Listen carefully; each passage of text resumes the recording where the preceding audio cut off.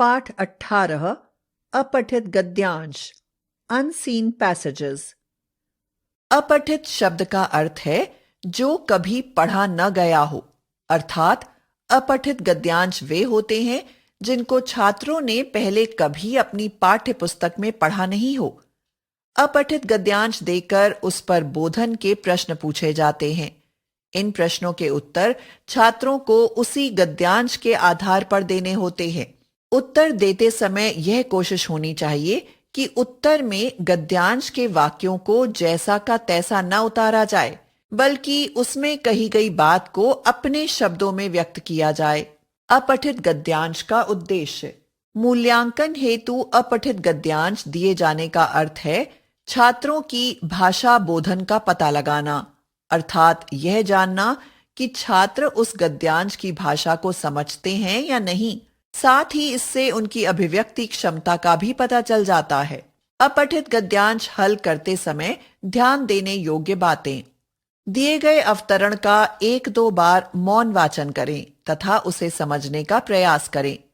तदुपरांत प्रश्नों को अलग अलग पढ़ें और प्रत्येक प्रश्न के संभावित उत्तर को अवतरण में रेखांकित करें। जब प्रश्नों के उत्तर लिखना प्रारंभ करें तो लेखक द्वारा कही गई बात को सरल एवं स्पष्ट भाषा में छोटे छोटे वाक्यों में व्यक्त करें। जो भी लिखना हो कम से कम शब्दों में लिखें। यदि शीर्षक देना हो तो किसी रफ पेज पर सोचकर 2-3 शीर्षक लिख लें। फिर उनमें से जो सबसे अधिक उपयुक्त लगे उसे उत्तर के रूप में लिखें। यदि अपठित गद्यांश पर आधारित प्रश्नों का प्रारूप बहुविकल्पीय है तो दिए गए विकल्पों में से सावधानी पूर्वक उचित उत्तर चुनें। उदाहरण निर्देश। गद्यांशों के आधार पर पूछे गए प्रश्नों के उत्तर पढ़िए। 1. भारत एक विशाल देश है। यह एशिया में दक्षिण की ओर स्थित है। भारत के दक्षिण में हिंद महासागर है। इसके पूरब में बंगाल की खाड़ी और पश्चिम में अरब सागर है। भारत को 4 साधारण भौगोलिक क्षेत्रों में बांटा जा सकता है। 1. उत्तर का पर्वतीय क्षेत्र जो बर्फ से ढका हुआ है। 2. दक्षिण का विशाल उपजाऊ मैदान। 3. पूर्व में असम के जंगलों का दलदल वाला क्षेत्र। 4. पश्चिम में रेगिस्तान का क्षेत्र। भारत की राजधानी नई दिल्ली है। दिल्ली भी एक राज्य है। राष्ट्रपति और प्रधानमंत्री यहीं से पूरे भारत का राज चलाते हैं। जिस प्रकार भारत की राजधानी नई दिल्ली है, उसी प्रकार प्रत्येक राज्य की अपनी एक एक राजधानी है जहां से पूरे राज्य का प्रशासन चलाया जाता है। संघ शासित प्रदेशों का प्रशासक राष्ट्रपति होता है। इस प्रकार हम देखते हैं कि भारत एक बहुत बड़ा देश है। प्रश्न 1. भारत के दक्षिण, पूरब और पश्चिम में कौन से सागर हैं? उत्तर. भारत के दक्षिण में हिंद महासागर, पूरब में बंगाल की खाड़ी और पश्चिम में अरब सागर है। प्रश्न 2. भारत को कौन से 4 भौगोलिक क्षेत्रों में बांटा जा सकता है? उत्तर. भारत को 4 भौगोलिक क्षेत्रों में बांटा जा सकता है। 1. उत्तर का बर्फ से ढका पर्वतीय क्षेत्र। 2. दक्षिण का विशाल उपजाऊ मैदान। 3. पूर्व में असम के जंगल का दलदल वाला क्षेत्र तथा 4. पश्चिम में रेगिस्तान का क्षेत्र। प्रश्न 3. भारत की राजधानी कहाँ है? उत्तर. भारत की राजधानी नई दिल्ली है। प्रश्न 4. संघ शासित प्रदेशों का प्रशासक कौन होता है? उत्तर. संघ शासित प्रदेशों का प्रशासक राष्ट्रपति होता है। प्रश्न 5. इस गद्यांश का उपयुक्त शीर्षक लिखिए। उत्तर. शीर्षक भारत एक विशाल देश।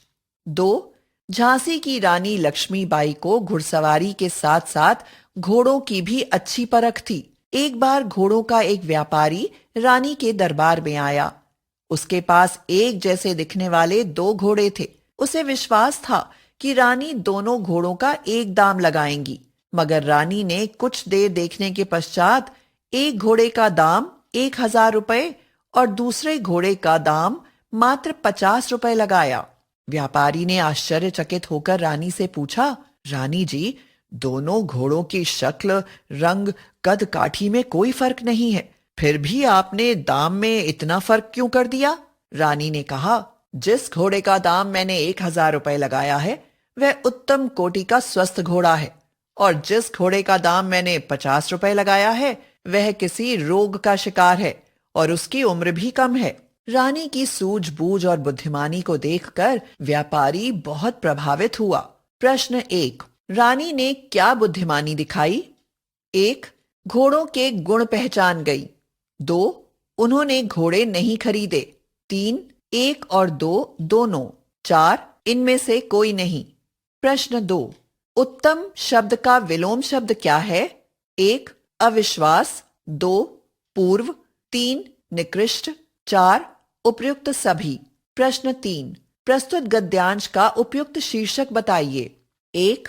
रानी का चमत्कार। 2। रानी की सूझबूझ। 3। 1 और 2 दोनों। 4। इनमें से कोई नहीं। प्रश्न 4। रानी ने एक समान दिखने वाले घोड़ों का मूल्य अलग अलग लगाया क्योंकि 1। एक ही घोड़े की आवश्यकता थी। 2। घोड़ों की पहचान नहीं हुई। 3। एक घोड़ा अस्वस्थ था। 4। उपरोक्त सभी। प्रश्न 5। इस गद्यांश को ध्यान में रखते हुए बताइए कि रानी में कौन सा गुण था? 1। पारखी दृष्टि। 2।